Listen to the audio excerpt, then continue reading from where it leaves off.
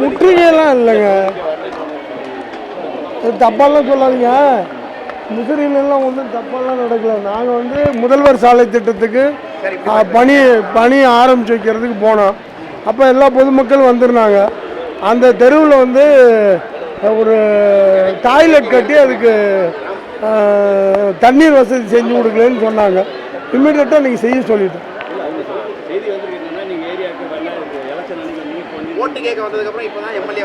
அதில் இல்லை தப்பாக சொன்னால் அதுக்கு என்ன பண்ணுறது? நிருபர்கள் தப்பாக பேசுகிறாங்க.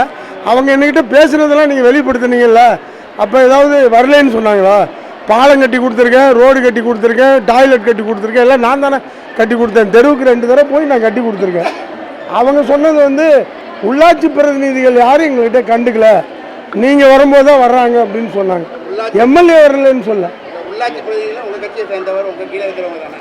அவங்க சொன்னது நான் சொல்லலைங்க. உள்ளாட்சி பிரதிநிதிகள் வந்து வரல, நீங்கள் தானே வர்றீங்கன்னு சொன்னாங்க.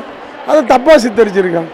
நான் எங்களை மாதிரி 9 தொகுதியிலையும் எம்எல்ஏ போய் ஊருக்கு பண்ணுற எம்எல்ஏ முசிறி தொகுதி எம்எல்ஏ மாதிரி எம்எல்ஏ இல்லை. வேணுமா டெஸ்ட் பண்ணிக்கங்க. தலைவா என்னை மட்டும் தான் நீ கேட்கணும், என் தொகுதி மட்டும் தான் கேட்கணும்.